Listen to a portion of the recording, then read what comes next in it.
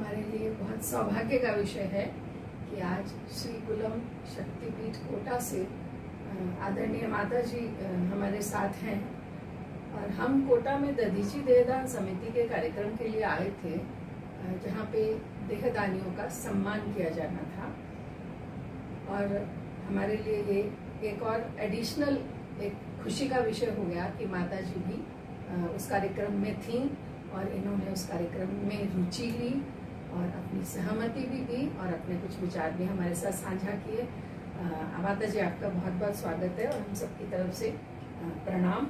और आप हमारे कार्यकर्ताओं के लिए, जनसाधारण के लिए देहदान और अंगदान के विषय को लेकर कुछ भी संदेश दें तो हमारा कुछ भी मार्गदर्शन इसमें होगा।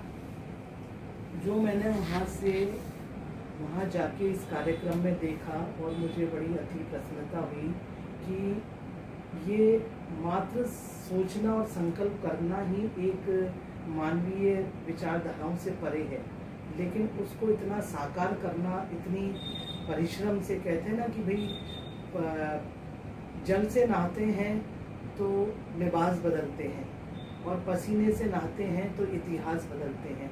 तो इतिहास बदलने जैसा कार्य देहदान समिति कर रही है। तो युगों पहले महर्षि दधीची ने किया था, उन्होंने देवताओं के लिए किया था, लेकिन मानवीय हितों में, मानवीय रक्षा के लिए ये कार्य का बीड़ा इन्होंने उठाया और सबसे पहले अपने से शुरू करा।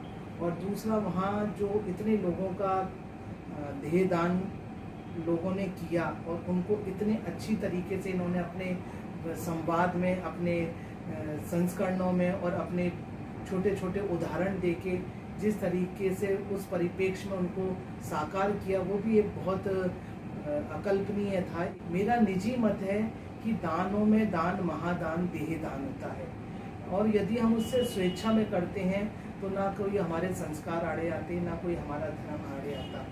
ये अपनी इच्छा शक्ति है और इच्छा शक्ति सबकी स्वतः और निजी स्वामित्व होता है। इस पर किसी की इच्छा शक्ति पे अधिकार नहीं होता। और जब देहदान की बात आती है तो हम इस युग में चल रहे हैं जो कलयुग का चौथा चरण है। इसमें वेद कहते हैं कि किसी भी चीज़ को देश काल परिस्थिति के अनुरूप अनुकूल किया जाए। तो देश काल परिस्थिति में हमारा भारतीय चिकित्सा का जो विभाग है वो पाश्चात्य चिकित्साओं से बहुत पीछे है।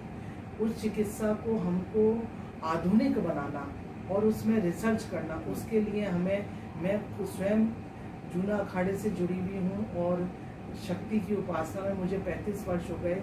मैं रसायन विज्ञान में स्नातकोत्तर हूँ और मैंने रसायन विज्ञान को और ईश्वरीय शक्ति को बहुत रूबरू और बहुत साक्षात्कार करके समझा है।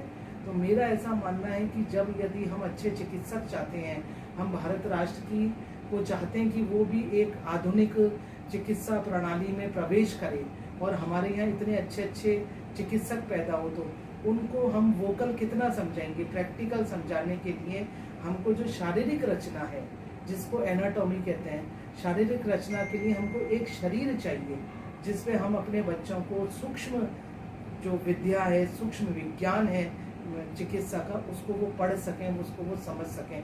क्योंकि जब मैं 10th क्लास में थी, मैं 12th में थी, तो मैं भी डिसेक्शन करती थी। तो मैं किसी देह का, फ्रॉग की भी, वो भी एक देह थी, फ्रॉग का हम डिसेक्शन करते थे, उसको हम पूरा समझते थे। तो जब मेडिकल साइंस में पढ़ने के लिए एक मानवीय देह की ज़रूरत है, तो उसमें जितना हमारा योगदान सहयोग हो सकता है, निर्बाध करना चाहिए, निरोध करना चाहिए, निर्विकार करना चाहिए। उसमें अपने से जितना सहयोग हो सके सबको मानवीय हितों को मद्देनजर रखते हुए सहयोग की भावना से इस संस्था का सहयोग करना चाहिए। और मुझे बहुत अच्छा लगा आपका ये कार्य सुनकर, जानकर, और बहुत ये दुर्लभ कार्य है और मैं बहुत तहे दिल से प्रशंसा करती हूँ कि आप आपके मार्ग में बहुत प्रशस्त रहें, ओजस्वी तेजस्वी रहें और आपका परचम पूरे भारत और विश्व में लहराए, ऐसी मैं कामना करती हूँ।